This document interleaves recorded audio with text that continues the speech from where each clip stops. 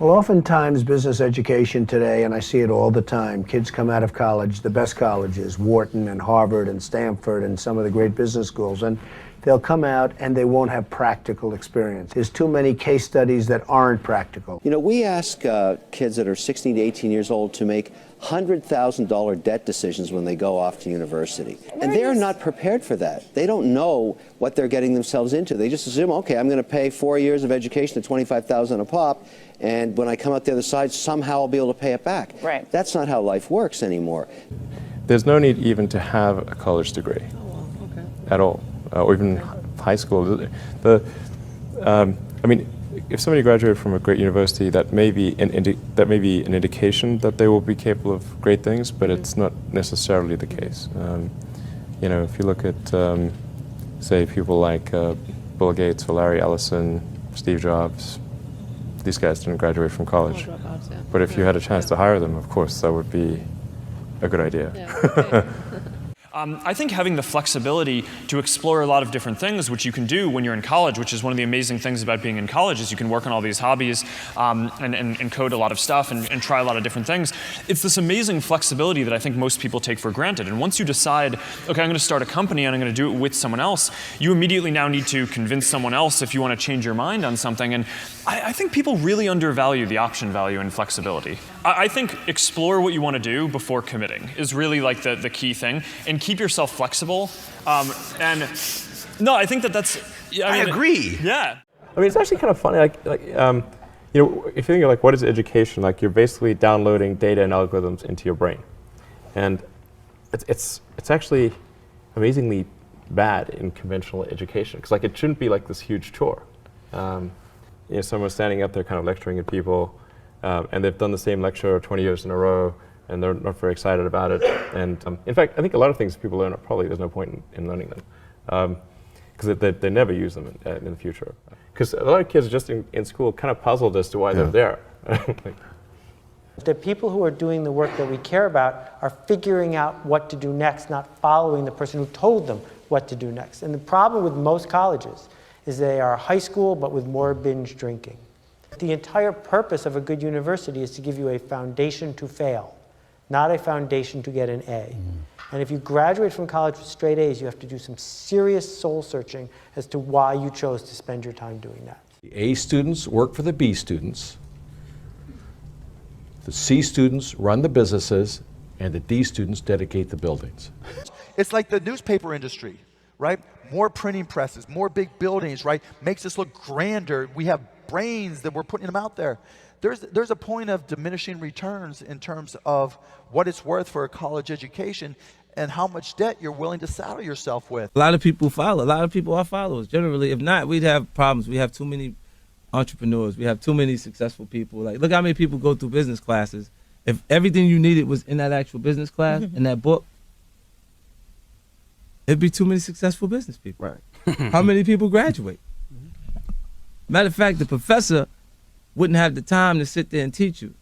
That knows this book damn near verbatim, page by page. He knows it, right? Because he'd be an entrepreneur. Yeah, he's too busy. I'm doing way too much right now because I got the palm trees and we selling so much of the stuff that I'm doing that I ain't quite got time to teach no mother class right now because I'm winning. And so when you walk into a boardroom with a bunch of guys in suits who all went to college, you're fine. Yeah, I mean, because they read a bunch of words. I've lived a bunch of life. Well, that's true. Their law degree doesn't intimidate you, in other words. It kind of evens us out, whether they know it or not. Where do you think you get that self-esteem from? Seriously. I mean, most guys... My mom, first and foremost, but then just living life. Like, you know, being in real situations and happen to be a person of high integrity and honesty and, you know... You never embarrassed yourself? No, of course not. You never walked in and said, "Oh, everybody thinks I'm ignorant here. I'm stupid." I don't feel ignorant. Right. You know, I don't. Right. I felt like I came up in a situation, or a time, you know, where I wasn't afforded certain opportunities, and if afforded opportunities, I could be Oprah. I could be Bill Gates. I could be Warren Buffett. In my experience in business, there is very little difference, if any, between a very high-priced business education and what's available for a lot less money. I went to the University of Nebraska at Lincoln my last year in college. I went to Wharton for a couple of years before that. I learned just as much at the University of Nebraska as I did at Wharton. You need to be prodded in the right direction, but an awful lot of it is self-taught. It isn't necessary to pay $30,000 or $35,000 a year to go to some big-name school to get the education at all. I mean, if you're going to learn accounting, which is probably the most important course you'd take in business, if you're going to learn accounting, you can learn accounting absolutely as well, in my view, going to UNO as going to Harvard. I mean, I see. I'd bet on that, and so I wouldn't run up huge bills.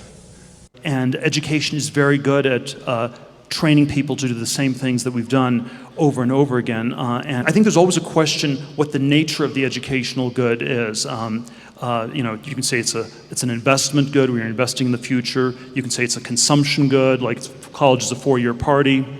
I think most of the parents and students think of it actually as an insurance policy where you're buying this really ever more expensive insurance so that the students don't fall through the really big cracks in our society, and we should be asking some big questions why the insurance costs are going up and up like that. And if you were the president of Harvard or Stanford, if you wanted to get a lynch mob of students, alumni, faculty to come after you and try to lynch you, what you should say is something like this. We live in this much larger, more global world. We offer a great education to everybody, and so we're going to double or triple our enrollment over the next 15 to 20 years. And people they'd all be furious because the value of the degrees comes from this massive exclusion, and what you're really running is something like a Studio 54 nightclub. I hated school. I really hated school. I hated school, generally, right? Because it was this instruction following thing. Now, I bet you it's probably also because I wasn't good at it. And some people, like I've got a great conceptual memory and a terrible rote memory. So if I have a story, I could tell you year by year kind of what happened within a story, within a context. But if I was to go into, like a memory-based learning, it's terrible. I have a terrible rote memory. Ego barrier is the worst thing.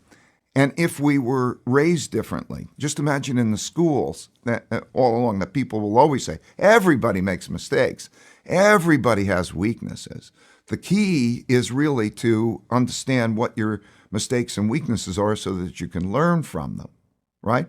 I think punishment is a terrible concept. Punishment means that you made a mistake and you're being punished. I think instead of punishment, every time somebody makes a mistake, you should say the only thing that you need to do to get out of your punishment is first think, what kind of mistake was that? So if I'm in a situation that's like that again, how would I deal with it differently, not to make that mistake? So that learning should come from the mistake, not punishment, because you're teaching people not to make mistakes.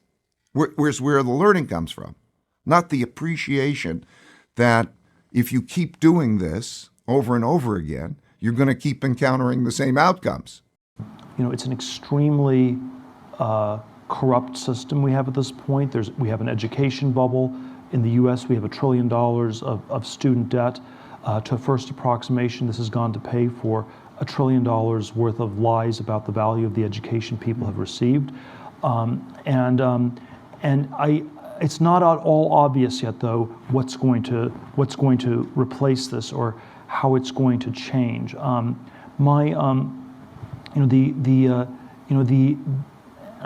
somewhat skeptical that it will be replaced by any sort of single unitary system. I have this fellowship for young people to start companies, and it's not. My claim is not that everybody should do this. I don't think everyone should become an entrepreneur, and I think there is no one size fits all. So I think the future will be much more heterogeneous, much more diverse in terms of what people do. What's really anomalous is the sort of unitary tracking where you have to go to an elite college, you go to Yale or you go to jail. There's nothing else you can do, And so I think the universities are perhaps in the same place as the Catholic Church was in 1514, if we go back 500 years, where you had sort of this monolithic way, this universal way of body of knowledge of teaching things.